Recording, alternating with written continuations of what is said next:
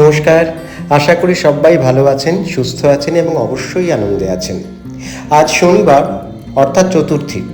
আপনাদের সবাইকে সেই সঙ্গে শুভ চতুর্থীর অনেক শুভেচ্ছা এবং অভিনন্দন। এখন আমি আছি মিতালি কাপড়গাছি সঙ্ঘে।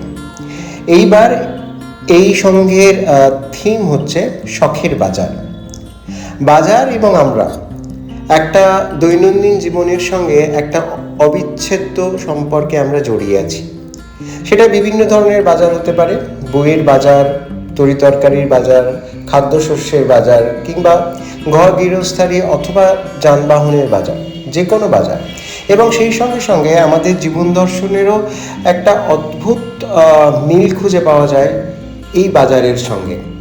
তাই এইবার এই ক্লাবের উদ্যোক্তারা সেই সত্যটিকে আমাদের সামনে আরও একবার খুব সুন্দরভাবে তুলে ধরেছেন। বিভিন্ন ডিটেলের দিকে এরা নজর দিয়েছেন এবং সেই সঙ্গে সঙ্গে সেই জিনিসটিকে যাতে আরও দৃষ্টিনন্দন করে তোলা যায় সেই জন্য কোনো চেষ্টার কমতি রাখেননি।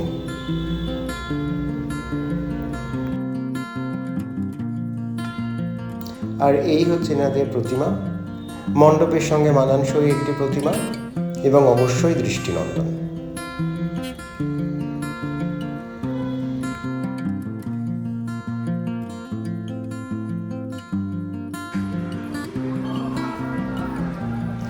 পথ চলতে চলতে চলে এলাম কাকড়গাছি যুবক বৃন্দে। এবার এই বছরের ভাবনা এদের উৎসবের উৎসব এবং সেই সঙ্গে সঙ্গে এরা বেছে নিয়েছেন কেরালা রাজ্যকে। কেরালা রাজ্যের বিভিন্ন উৎসবের কিছু বৈশিষ্ট্য এরা তুলে ধরেছেন এদের মণ্ডপে। বিশেষ করে ওনাম এবং আরও অন্যান্য যেসব জনপ্রিয় উৎসব বা ইভেন্ট, সোশ্যাল ইভেন্টগুলো রয়েছে এবং সেই সঙ্গে সঙ্গে এর পেছনের ইতিহাসটাকেও এরা কিছুটা দর্শকদের সামনে তুলে ধরার চেষ্টা করেছেন বিভিন্ন তথ্যের মাধ্যমে। ছোটদের কাছে এই মণ্ডপটি বিশেষ মনোগ্রাহী হবে এই আশা রাখি। তার কারণ আমি দিনের বেলা গেছিলাম, তাই আলোর যে একটা অপূর্ব কারুকাজ রয়েছে এই মণ্ডপের বাইরে, সেটা আমি মিস করে গেছি। তবে মণ্ডপটি তখন একেবারেই ফাঁকা ছিল। সাধারণত সন্ধেবেলার দিকে এই মণ্ডপে সাংঘাতিক ভিড় হয়। আমি দুবার গিয়ে এর চাক্ষুষ প্রমাণ পেয়েছি।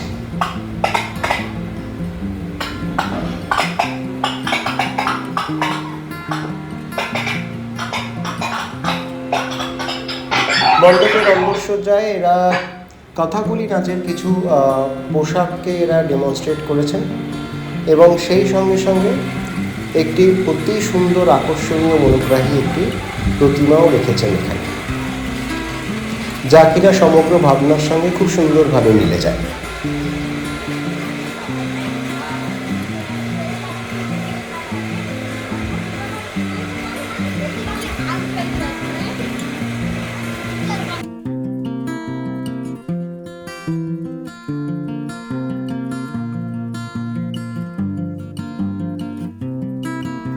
অচলায়তন, এই হচ্ছে 2025 সালে তেলিঙ্গা বাগানের নিবেদন।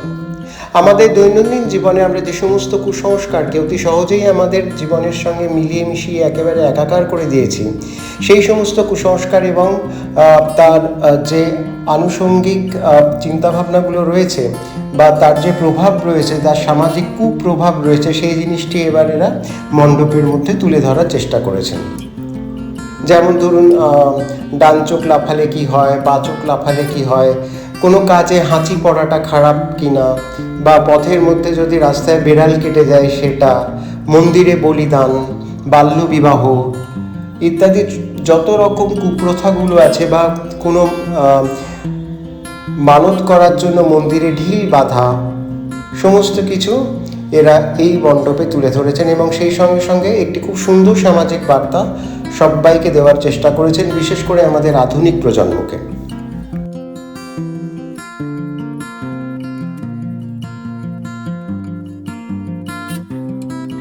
দেখেছেন সিলিংয়ে কত বড় লেবু লঙ্কা ঝুলছে।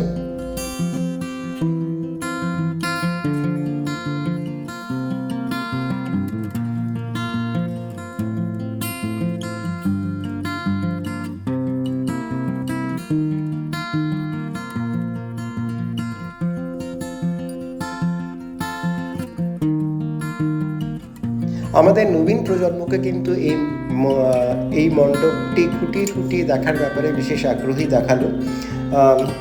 এটা খুবই ভালো লক্ষণ যে ওনারাও ব্যাপারটা বুঝতে পারছেন এবং সেই সঙ্গে সঙ্গে নিজেদের জীবন থেকে এই সমস্ত কুপ্রথা বা অন্ধবিশ্বাসগুলোকে ঝেড়ে ফেলার চেষ্টা করছেন।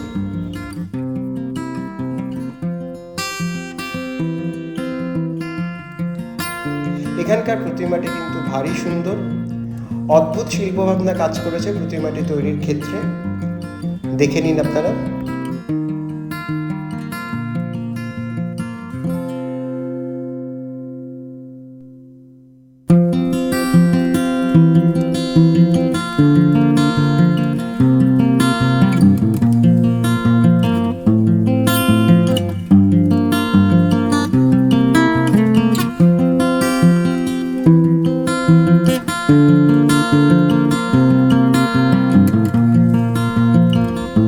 তিরেঙ্গা বাগান থেকে নলিন সরকার স্ট্রিট।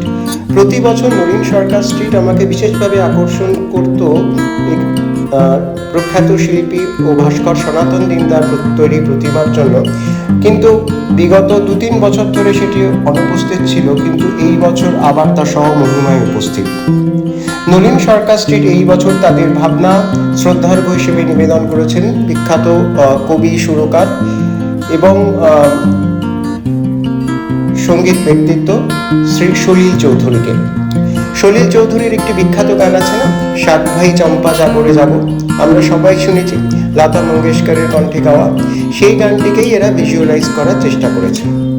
দৈনন্দিন জীবনের ফেলে দেওয়া জিনিসপত্র দিয়েই এরা মণ্ডপটি সাজিয়েছেন এবং সমস্ত মণ্ডপটিতে কিছু অদ্ভুত অদ্ভুত রূপকথার ক্যারেক্টার এরা তৈরি করেছেন, যা কিনা ওই গানটির মধ্যে যার বর্ণনা দেওয়া আছে।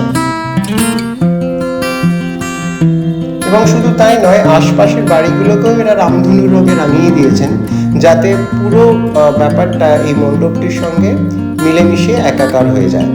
আর ভিতরে শিল্পী সনাতন দিনদার এক অনবদ্য সৃষ্টি। দেখুন।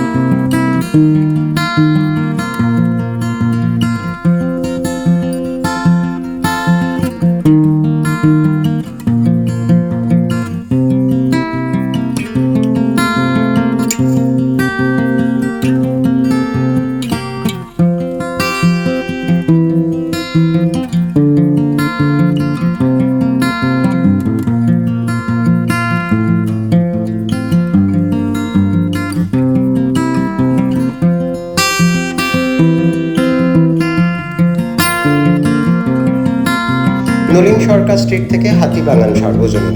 এইবারে এরা তুলে ধরছেন ঘাটের কথা।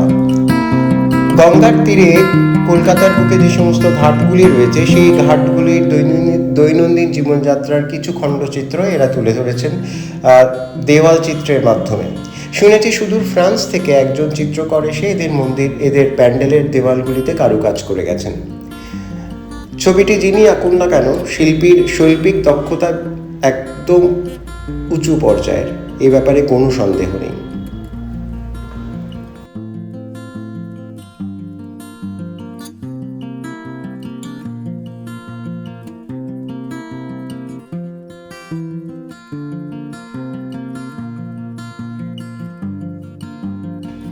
আর এই হচ্ছে প্রতিমা, ভীষণই সুন্দর মনোগ্রাহী একটি প্রতিমা এবং সমগ্র মণ্ডপটির সঙ্গে একেবারে মিলেমিশে যায়। ওখান থেকে ইচ্ছে ছিল যে হাতিবাগান নবীনপল্লীর মণ্ডপটিও ঘুরে দেখব এবং আপনাদেরকেও দেখাবো, কিন্তু এতই ভিড় ছিল যে সে যাত্রার অনেক ভঙ্গ দিতে হলো। দিনটা যেহেতু ছিল শনিবার, তাই লেককালী বাড়িতে মায়ের দর্শনে তো আসতেই হবে। চলে এলাম লেককালী বাড়ি। আর এই দেখুন আমাদের জগৎজননী দাঁড়িয়ে রয়েছেন।